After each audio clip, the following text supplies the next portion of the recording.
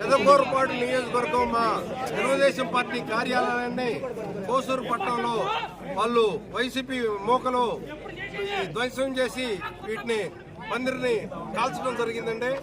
ఆ విజువల్స్ మీరు ఇందాక చూశారు.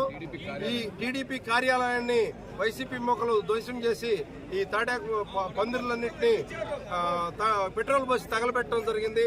మా కార్యకర్తలు ఇప్పుడే నాకు ఇన్ఫర్మేషన్ ఇస్తే నేను రావడం జరిగిందంటే, మొన్న శనివారం రోజు మా నాయకుడు చంద్రబాబు నాయుడు గారు కోసూరు పట్టణంలో ప్రజాగలం బహిరంగ సభ దిగ్విజయంగా సక్సెస్ అయింది.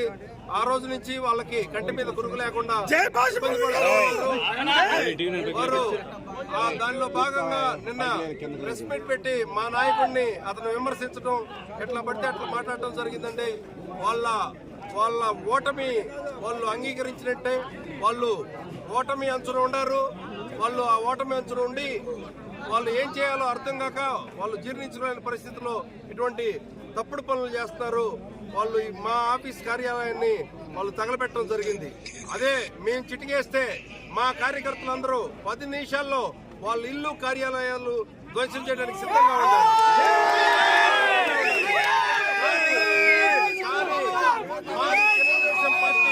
క్రమశిక్షణ కలిగిన పార్టీ, మా తెలుగుదేశం నాయకుడు క్రమశిక్షణ కలిగిన నాయకుడు, మా పార్టీ తెలుగుదేశం పార్టీ క్రమశిక్షణ కలిగిన పార్టీ.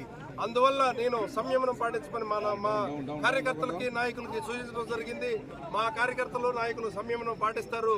పోలీసు వారికి విజ్ఞప్తి, దీనికి సంబంధించి వారిని ఇమీడియట్లీ అరెస్ట్ చేసి తగిన న్యాయం చేయాలి.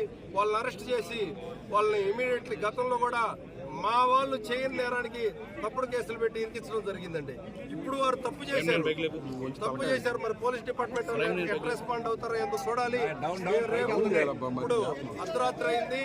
రేపు ఉదయాన్నే ఎట్టి పరిస్థితుల్లో మేము కంప్లైంట్ ఇస్తాము. వాళ్ళు ఎవరెవరు చేశారో ఏందో కూడా చెప్తామని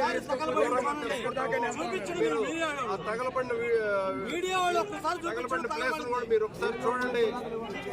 ఇటువంటి పరిస్థితులు పెదకూరుపాడు నియోజకవర్గంలో కానీ కోసూరు పట్టణంలో కానీ ఇటువంటి ఘటనలు ఎప్పుడూ జరగలేదు. ప్రశాంతంగా ఉన్న కోసూరు పట్టణాన్ని, పెదకూరుపాడు నియోజకవర్గాన్ని గందరగోళంలో పడేస్తున్నారు వైసీపీ వారు. ఇటువంటి రాజకీయాలు, ఏదో రాజకీయాలు కరెక్ట్ కాదు. మీరు తప్పుడు మార్గాలు ఎంచుకోవద్దండి. తప్పుడు మార్గాలు ఎంచుకుంటే మేము తప్పు ఎంచుకోవాల్సి వచ్చింది. కబడ్దార్, జాగ్రత్త. మీరు చేయగలిగింది ఇదే. ఇంతకన్నా ఏమైనా చేస్తారా? మేము తలుచుకుంటే ఏం చేయగలవో తెలుసా? మీకు ఏం చేయగలవో తెలుసా? జాగ్రత్తగా ఉండు. ఇంకోసారి ఇటువంటి తప్పుడు పనులు రిపీట్ అయితే మాత్రం సహించేది లేదు, ఊరుకునేది లేదు.